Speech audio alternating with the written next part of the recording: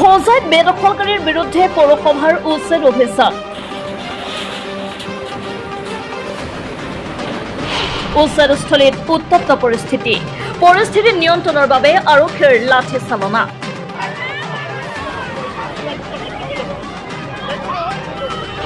আদৰ্শ বজাৰৰ ভূমিত চলিল পৌৰসভাৰ বুলডোজাৰ।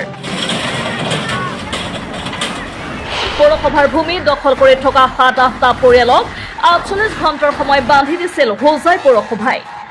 জাননী পোৱাৰ পাছতো বেদখলকাৰীয়ে ভূমি মুক্ত কৰি নিদিয়াত পৌৰসভাই প্ৰশাসনৰ সহযোগত চলালে উচ্ছেদ।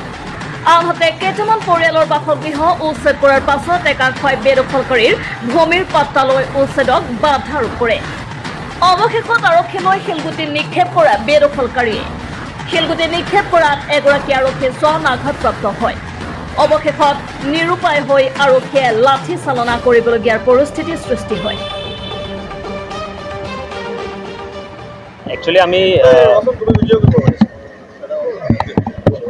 আচ্ছা আমাৰ যোৱা মই আপোনাৰ যদি আগৰ পৰা কওঁ, এইটো আপোনাৰ মাটিটো আছিলে আমাৰ 1963 চনতে আমাক লোকেল বৰ্ডক এইটো মাটিৰ অধীনত এলটমেণ্ট দিয়া হৈছিলে আৰু সেই তেতিয়াৰ পৰাই এখন বজাৰ আদৰ্শ বজাৰ নামেৰে এখন বজাৰ চলি আছিলে। আজি কিছুদিন আগতে আমাৰ পৌৰসভাৰ পৌৰনেত্ৰী মহোদয়ৰ ফালৰ পৰা এটা ৰিকুৱেষ্ট লেটাৰ গৈছিলে DC ছাৰলৈ যে আমাৰ মাটিটো আমাক ডিমাৰ্কেশ্যন কৰি দিব লাগে। সেই হিচাপে জিলা আয়ুক্ত মহোদয়ে ইনষ্ট্ৰাকশ্যনৰ মৰ্মে যোৱা 7 তাৰিখে বজাৰখনৰ মাটিকালিটো নিৰ্ধাৰিত কৰি দিয়ে কিমান হয় আৰু সেই নিৰ্ধাৰিত কৰাৰ পাছত আমি পাওঁ যে আপোনাৰ ধৰক নিয়েৰ এবাউট 7-8টা ঘৰ ইয়াত ইলিগেলি অকুপাই কৰি আছে মাটিৰ ভিতৰত। যোৱা শুক্ৰবাৰে আমি তেওঁলোকক নটিচ দিছিলোঁ 48 ঘণ্টাৰ। নটিচখন আমি আছাম মিউনিচিপেল এক্টৰ অধীনত দিছিলোঁ, পৌৰ আইনৰ অধীনত 48 ঘণ্টাৰ সময় দিয়া হৈছিলে।